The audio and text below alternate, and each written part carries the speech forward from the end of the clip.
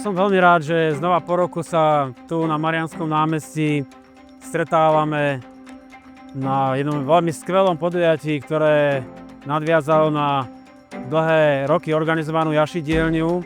A dnes je to podujatím, kde sa stretávajú mladí, starší, žiaci, deti, chlapci, dievčatá, ľudia, ktorí sú rôznym spôsobom iní a odlišní. Myslím si, že ten festival urobil takú dobrú úvodnú cestu pre všetkých, aby sa nebáli toho, keď niektorí ľudia sú odlišní a sami prekonali svoj strach a naučili sa všetkých spoluobčanov prijať.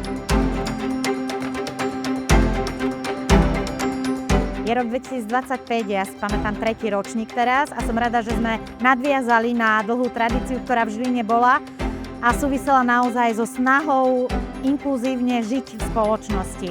Ten náš svet a ten náš život je veľmi pestrý a veľmi bohatý. Ochudobňujeme sa, keby sme sa uzatvárali. Naopak, je super, keď sa otvoríme tejto rôznorodosti, inakosti, odlišnosti. Nie sú všetci mladí, nie sú všetci krásni, nie sú všetci zdraví. A je len na nás, aké podmienky im pripravíme, aby sa cítili v našej spoločnosti dobre.